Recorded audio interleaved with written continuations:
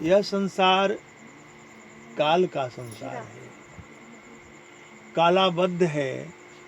सारी सृष्टि काल के आगोश में है, काल चक्र के द्वारा संचालित हो रहा है।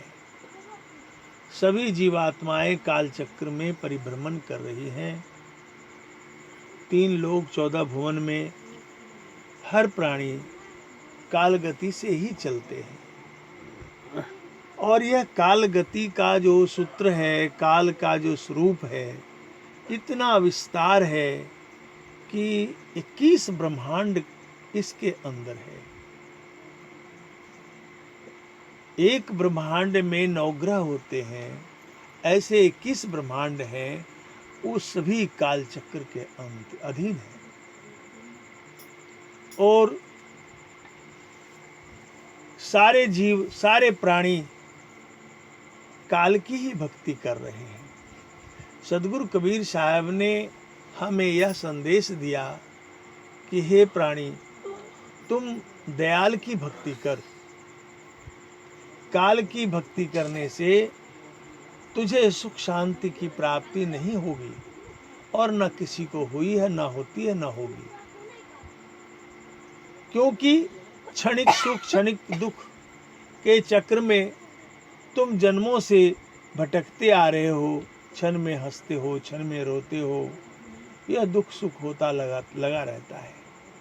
लेकिन साहब कहते हैं कि ये तो काल गति में है, ये कर्म गति है, और कर्मों की गति के अनुसार हमें सुख दुख होगा ही, इसको कोई नहीं काट सकता। क्योंकि ऐसा गणित बना हुआ है काल चक्र का कि प्राणी को जहां भी कदम उठाएगा तो जाल में ही पड़ेगा, तो दुख होना है। लेकिन साहब ने कहा, बताया साहब ने, अवधू निरंजन जाल पसारा, स्वर्ग पाताल जीव मृत्यु मंडल 3 लोक विस्तारा। गोरखनाथ अवधूत थे, उनको कह रहे हैं, हे अवधूत, निरंजन जाल पसारा। वो निरंजन जो ब्रह्मा विष्णु शिव के पिता और आदि शक्ति के पति हैं, वही निराकार ब्रह्म कहलाते हैं, निराकार ब्रह्म कहलाते हैं, और आदि शक्ति उसकी अर्धांगिनी है। तो जो आदेश निरंजन का होता है वही वह करती है। वो तो मुखड़ा बनी खड़ी रहती है, उसकी चारों तरफ पूजाएं होती हैं, सब लोग पूजा करते हैं उसकी, लेकिन वह कुछ कर नहीं सकती, उसके हाथ में कुछ भी नहीं है। वह निरंजन के आदेश पर चलती है। एक बार निरंजन ने, आदि शक्ति ने क्षमा कर दिया था, तो निरंजन बहुत क्रुद्ध हुए थे। निरंजन ने कहा कि यह सृष्टि संसार मैंने बनाया है, और तुम दया धर्म की बात सिखा रही हो। ये सारे जीव हमारे भोजन हैं, और इतनी बड़े साम्राज्य को मैंने बनाया है, और तुम यहाँ नीति न्याय की शिक्षा देने लगी। तो उन्होंने खबरदार किया था कि तुम ऐसा नहीं कर सकती हो, जो मेरा इशारा होगा वही कर सकती हो तुम।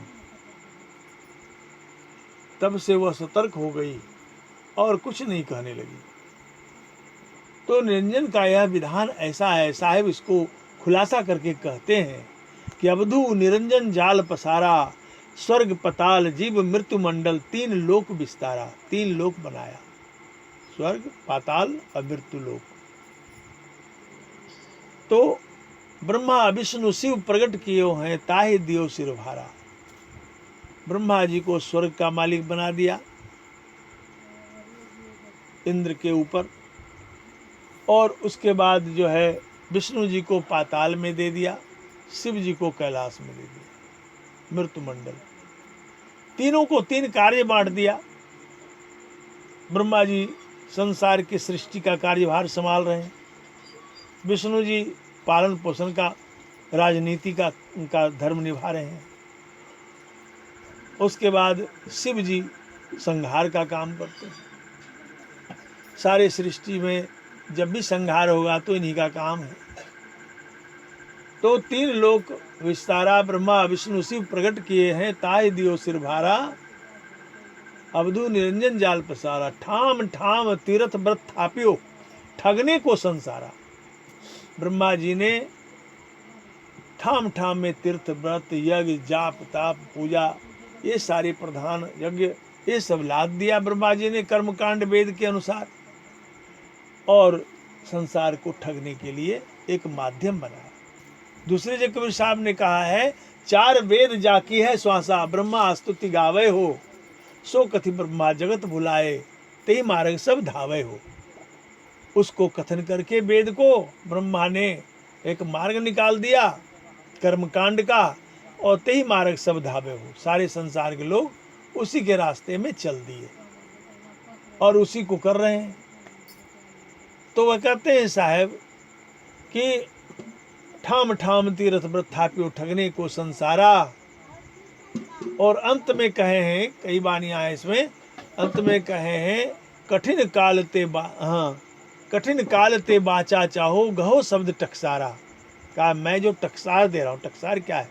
साधु समाज में एक टकसार चलता है। कोई साधु बन गया है, नकली वेश धारण कर लिया है, और साधु समाज में जाएगा तो उससे पूछा जाएगा, पंगत में बैठा हुआ भोजन में, तो पूछे, कहीं कहीं कड़ती होता है तो पूछते हैं, भाई टकसार क्या है आपका?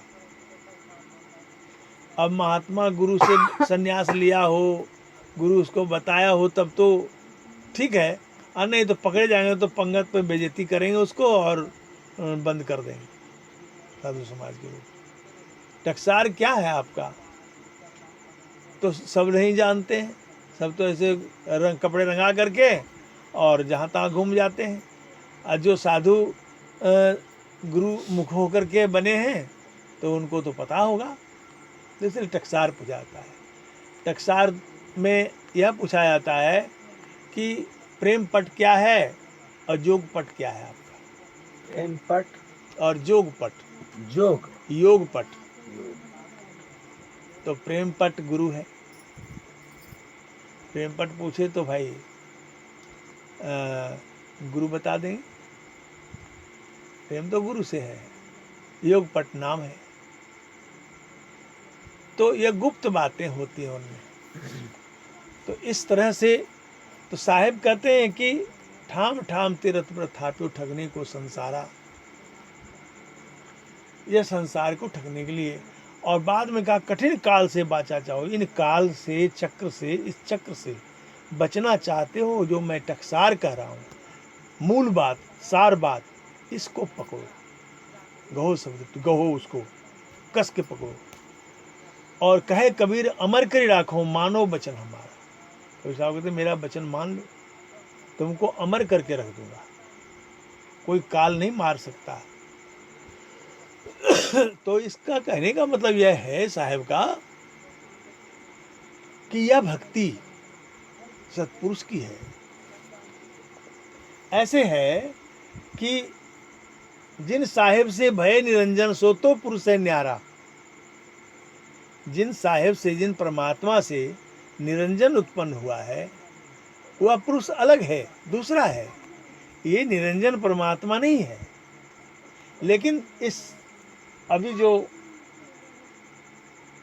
6 शास्त्र हैं, 6 शास्त्र हैं, 4 वेद, 6 वेदांग, इसको जो कहते हैं, 18 उपनिषद, इन्हीं के चक्र में सारे संसार के लोग ईश्वर भक्ति कर रहे हैं, जान रहे हैं।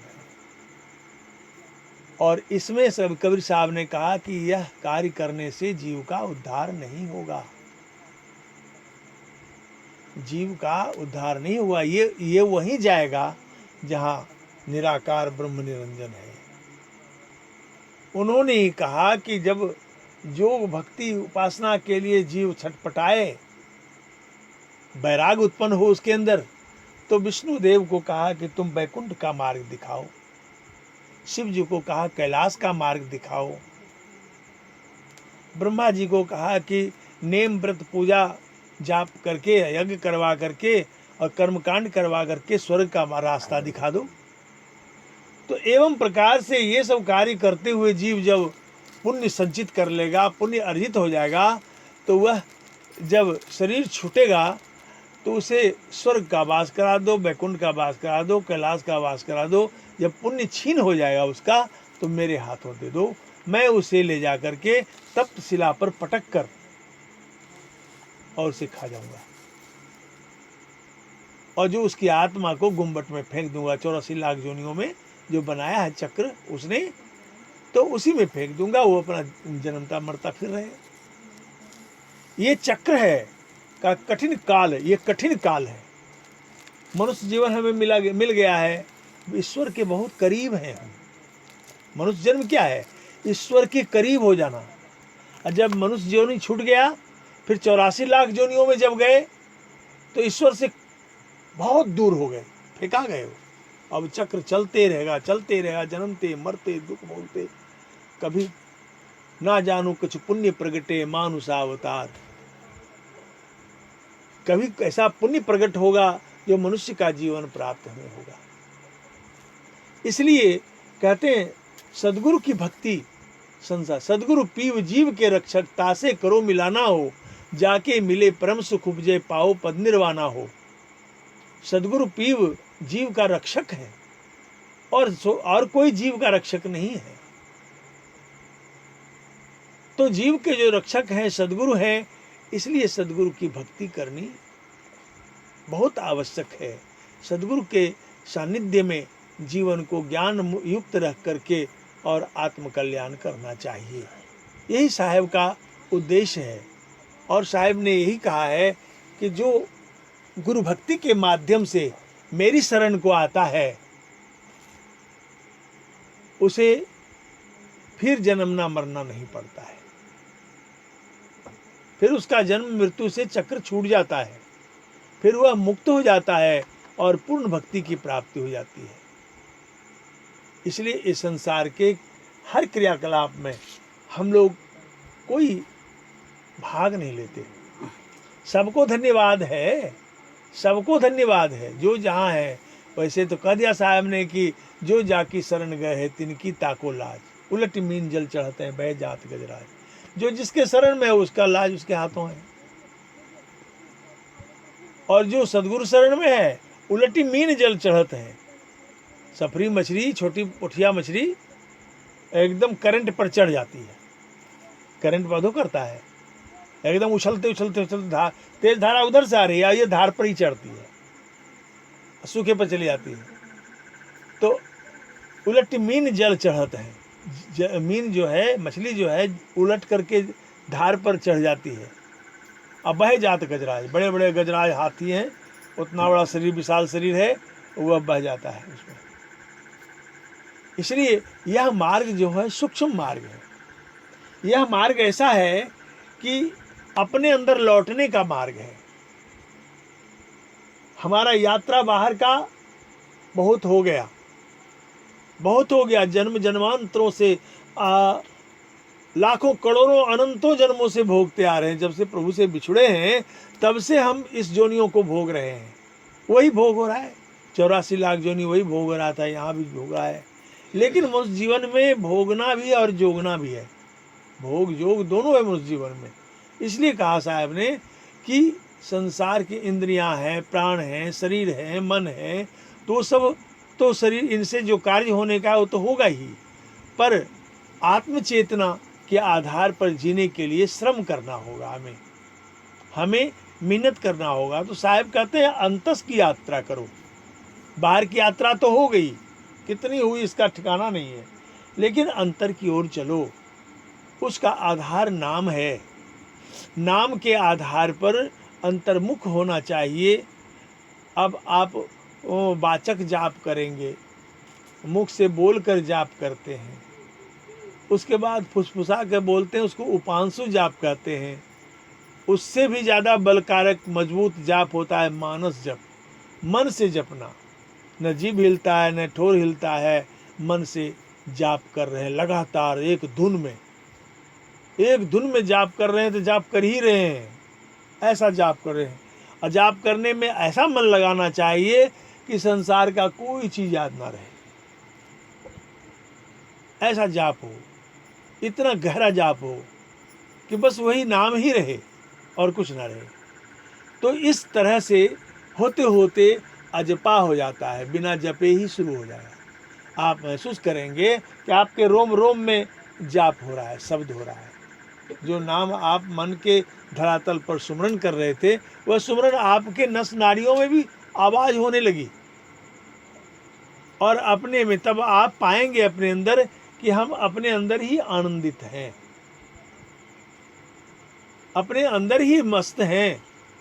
बड़ी मस्ती आती है अंदर जब जाप का धार पकड़ा जाता है, सुमरन का धार पकड़ा जाता है तब। जब तक सुमरन का धार नहीं पकड़ाया है तब तक तो जैसे तैसे हैं, मेहनत करना पड़ता है, मेहनत करना पड़ेगा। लेकिन जब धार बन जाता है तो मेहनत करने की उतनी आवश्यकता नहीं, वही ऊपर ही खींचता है। जैसे चुंबक को देखते हैं और चुंबक के पास में लोहा रखते हैं, उसके आकर्षण में आते ही फट से खींच लेता है चुंबक लोहे को। उसी तरह से वह जब उसके आकर्षण में चला जाएगा, जाप मरे अजपा मरे अनहद हु मर जाए, जाप मर जाएगा, अजपा मर जाएगा, अनहद भी मर जाएगा, तब जाकर के आपकी अवस्था कुछ और हो जाएगी। तब आप तदाकार हो जाएंगे, तब आपकी चेतना उस ब्रह्माधार पर अवस्थित हो जाएगी। तो आपको वह फिर कुछ करने की बात नहीं है।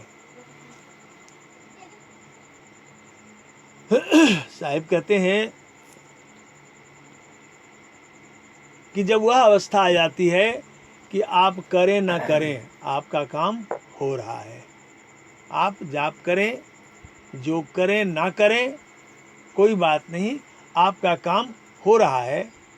और इस तरह हो रहा है जैसे चुंबक में लोहा सटा हुआ है, टंगे हुआ है। आपका काम हो रहा है, आप ना भी करेंगे ना भी चाहेंगे तो भी होता रहेगा। ऐसी स्थिति आ जाती है। कैसे कहा साहब ने कि मुख से जपो न राम, मेरा हरि मुख को भजे, मैं पाऊं विश्राम। साहब ने कहा कि मैं पाऊं विश्राम, मुख से कहूं न राम, मेरा हरि मुख को भजे। कहते मेरा प्रभु मुझे ही भजने लगा, अब मैं तो विश्राम कर रहा हूं। अवस्था है, भजन की अवस्था है।